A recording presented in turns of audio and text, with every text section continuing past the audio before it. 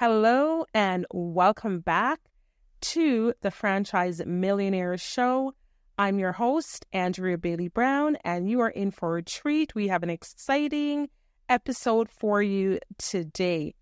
We're going to be talking about how do you choose the right franchise for you.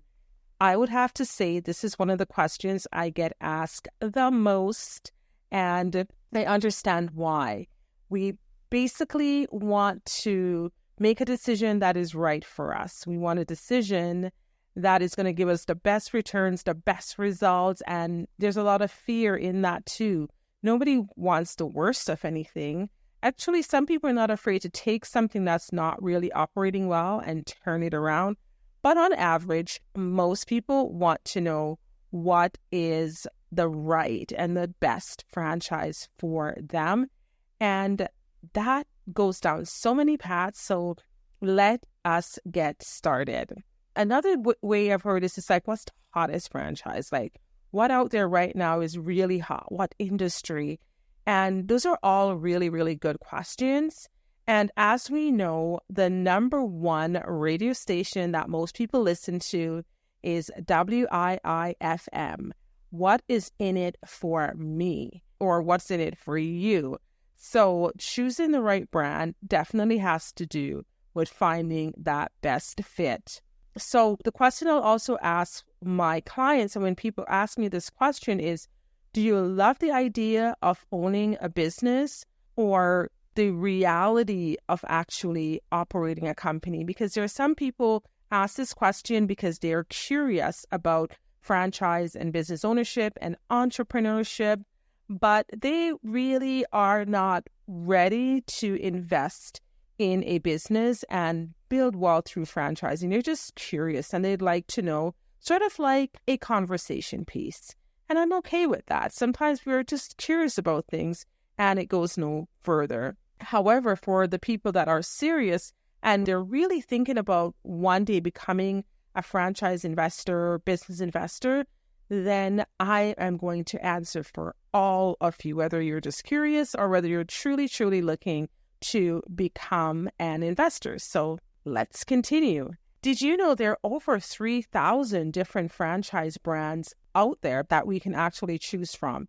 And I know this could be surprising for people because we're so fixated on the top 10 that everybody knows that they're not even aware that there are franchises beyond the top 10 that is there. So there's not a lack of franchises to invest in. There's so many opportunities that are actually out there, contrary to what the news might have you believe.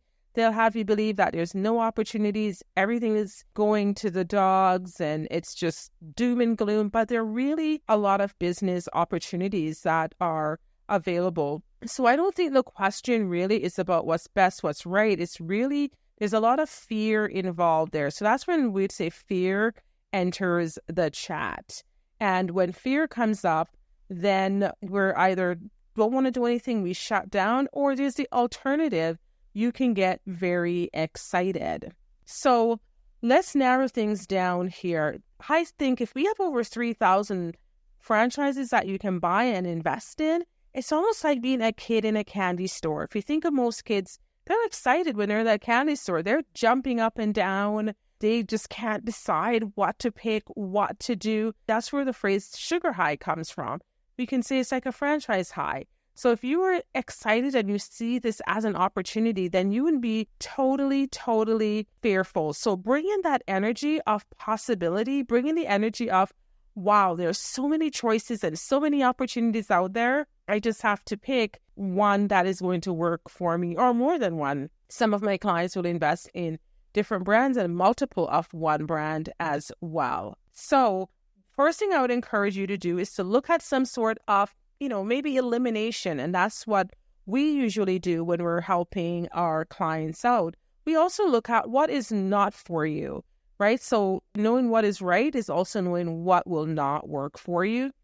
I had a client I was working with and they're looking at a brand, but in order to operate that brand, they would have to manage 30 to 35 people on average. And they basically said, no, that was not for them.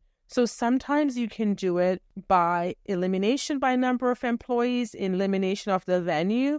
There are brands where you might need to have like 3,000 square feet to make that work. And you possibly say that would not work for you as well. Another way you can look at it is the industries. What industries are you interested in?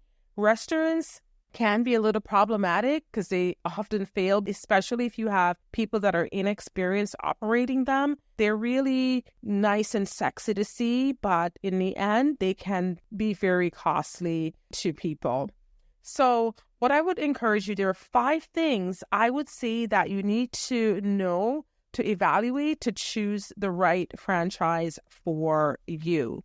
I would actually say the first thing is it's really about you more than the franchise that you choose. And what do I mean by that? You have to ask yourself, what do I want to do? Why do I even want a business at this point? Am I still just curious, or am I looking because I really want to have a career transition, make a shift? Why are you actually wanting to make that move? Sometimes a lot of clients will come and they actually have great jobs that they're in. They love their yearly salary. They love their pension, their 3-week vacation, 5 weeks, whatever it is. So you have to come with a bigger reason as to why you want to change your life. Because sometimes people will get very comfortable in the world that they're in and they're not ready. They think they are. It would be a nice idea. So you have to really, it all begins with you. What matters for you? The next thing that I would say when you're trying to assess a brand, you do an assessment of yourself. And the assessment will help you understand your skills, your background, your past knowledge, all the other things that you have done. How does that translate into business ownership, and how does it translate into entrepreneurship? So when we work with clients, we have an assessment, which is our franchise fit assessment, where we use that to really match clients.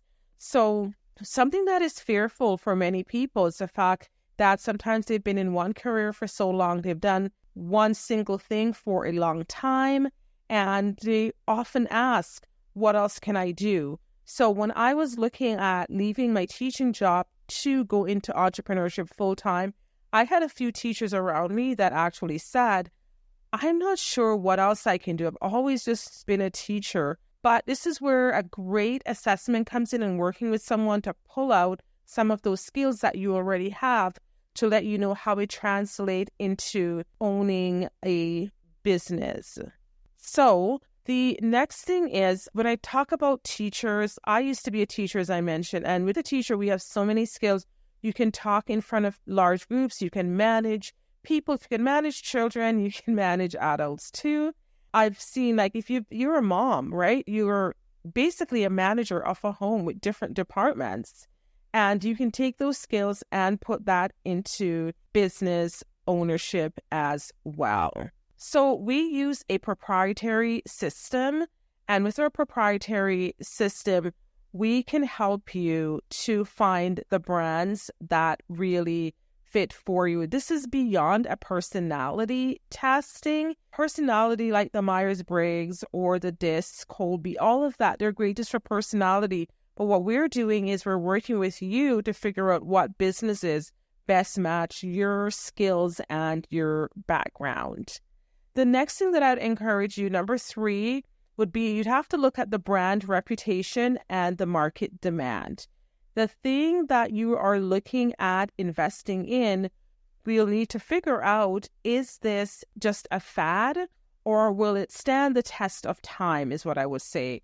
So one thing we can look at, for example, at one time there was like a lot of cupcake brands out there. There was even TV shows, Cupcake Wars, and all those shows that were happening, and everyone was really getting into it.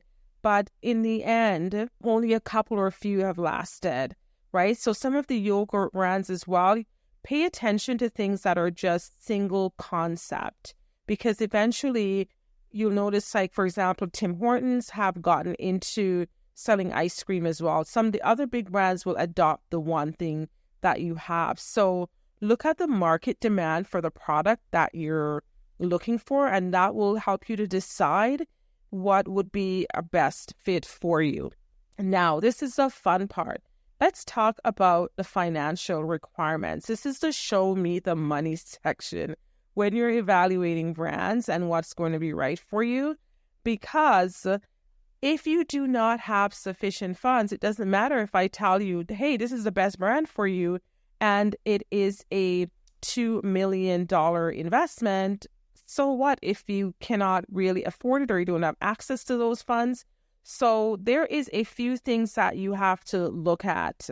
If you're thinking about finding a brand, you also have to make sure you look at what amount of investment you have to put into it, right? So because the banks will finance and the banks will help, but they're not financing $0 that you're putting in. For you to be putting in some cases, 10, 15, 25%, depending on the full sum of the investment. So the financials is always a big part because we also want to make sure that we are looking at the profitability and the revenues as well. So here's another part. I would say number 5 would be for you to look at what are the resources that are available to you in order for you to find that right brand for you. And in resources, one of the best resources that you can consider is realistically working with a consultant, because when you go on the internet, you're going to just get surface level information or sort of like artificial information. You're not getting the true performance of that company. You're getting top line ideas, but not the real deal or the real thing. So I'd really encourage you to work with a consultant. At our agency, when we help our clients, we are digging really deep. We're getting access to the franchise agreement. We're getting access to the franchise disclosure documents. In with those documents, that's where you get to really find out the true numbers of how the companies are doing. And when we say true numbers, we're talking about what is the full cost to start and operate this company. And that's what's called the item 7. And in item 7, it will list everything from the insurance to rent, to equipment, to everything, depending on the model that you are investing in. Whether it's bricks and mortars or it's a service type business, you are going to get everything that you need in order to make that decision. Also in the franchise disclosure document, you should have access to how the franchise is performing. What are their numbers? What's the top franchisees doing? The middle, the lowest. So you will see the performance of the numbers, because we do know in the end, that's one of the biggest questions people want to know when you ask what's the right franchise for me. You actually want to know, will I make any money operating this business? That's the real question you're asking. And we have access to that through the disclosure documents, which you also sometimes cannot just find online easily. So work with someone who can help you find that. So a bonus would be as well looking at the revenue, and not just the revenue, but also the profit. So revenue, right? People say revenue is vanity, profit is sanity. So here's an example. You could be looking at a company and you're excited because the top line revenue is like $1 million. And hey, those are great numbers. 7-figure business, very important. So the company is doing, $1 million, but if the profit on that is 5%, then we're looking at $50,000, right? The other alternative is you could have a business that is operating at $500,000, which is a good business, right? It's solid, especially as you're growing and learning. So $500,000 in revenue, and at 20%, you're making $100,000 in profit. So those are the things you also have to look at. It's not just one number in when you're evaluating what's a fit and what is going to work for you and what may or may not work in your favor. Making sure that you have someone that can help you to evaluate those numbers. I know we also have to trust our instincts when we're doing these evaluations. Sometimes when you're just not aware of how things work in an industry, you can be very smart, and we're all very smart. A lot of people consider themselves very smart. However, There's sometimes you just have to say, in this industry, I don't know everything, right? In this area, I'm not sure how it works. And that's where getting someone working with you. Here's another thing that you can use to decide whether a franchise is right for you or not, or what is the best fit, is what's called first-hand knowledge. And first-hand knowledge comes from when you are able to talk to the people who are actually running the companies that you want to invest in. That's first-hand knowledge, or some people call it validation and different things like that. But what I love to do for my clients is to set them up to speak to the people who are actually running those businesses, the day-to-day, they're in it, right? They're dealing with the highs and the low and the in-between. So it is a really great idea to get connected and speak to people in the business that you want to buy. I know when I was looking to invest in Jiffy Lube franchise, I went around and I spoke to the actual owners, and I was able to ask them real questions like, what is this like running this business? What's the day-to-day? What are you doing about cars and the changes and all of these things, the oil changes? We were able to go and visit and speak to people that were running. And that was how we made our decision, because the owners at the time, this would have been 2008 when I invested in my first Jiffy Lube franchise. And we were not sure. Of course, you see numbers, but is that the reality of the numbers? People are maybe just giving you or saying things to be nice. So the next thing that we did was the actual visiting of locations and speaking to people who own the businesses and were running it. And that was how we were able to cement and say, I believe this is going to work. So that validation, firsthand knowledge, and speaking to people. So there was another couple of companies that we did the same thing for, that we went around, we spoke to them, and they were seeing a lot of things. It was almost as if they were clenching their teeth, because it's like, it was really hard for them. And you could tell that business was really tough and they were having a hard time. And so in seeing how they were struggling and the numbers weren't quite where they wanted it to be, in as much as we liked the business, we just felt it was not going to be a good fit for us. So those are some of the things that you keep in mind as you are looking to evaluate, how do you get access to people? Because you can just show up at a Popeyes and you may never see the owner there, right? You've gone to many McDonald's, and as people know, it's a lot of 16-year-olds and younger people working there. So you're not going to always just have access to the owners by just getting up and showing up there and just pulling up and, hey, you know what, I want a Big Mac and I want to speak to the owner to find out how things are working or how I can buy one of these businesses, is what people usually say. How do I buy one of these? And sometimes people just, you don't hear back. They don't have time for that. They totally forget. So I would definitely say that when we work with our clients, we connect them to owners, because it is one of the biggest decisions people will make.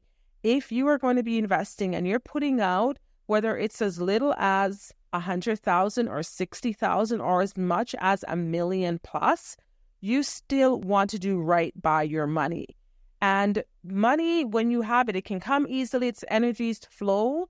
I do get that. But at times, not many people have time to make a lot of bad decisions with a lot of money, right? And so for those people who are in that bracket, we applaud them. We're happy for them, where they can say, you know what? I lost like $500,000 and I'm still okay. And it was just like nothing. Not many people are there yet. So my goal is to help people to build wealth through franchising and building the wealth so that you can also get to that stage. And in the meantime, we have to start out by eliminating the fear and finding the right brands and franchises that will work for you. The right brand is actually out there. The right fit for you is there. And we have to find a fit that is as close to, that have most of what we want, right? So in terms of like buying a house, you get the majority of what you want, or you go and build it from scratch. And even then, I've seen people still say, you know what, I wish I had put something else here. We could have done this. So I still even hear those. Our goal at Bailey Brown, the franchise agency, is to help you build wealth through franchising. And if that's you, please reach out to us and we'll help you to figure out what brand and what franchise is the best fit for you. Because, as we said, the radio station that people like the most is WIIFM, What's in It for Me. And that's why we do the work that we do. We want to help you to become successful in choosing the franchises that is a right fit. I hope that was helpful for you. And I look forward to coming back to the Franchise Millionaire Show and helping you build more wealth. Have a great day. Bye.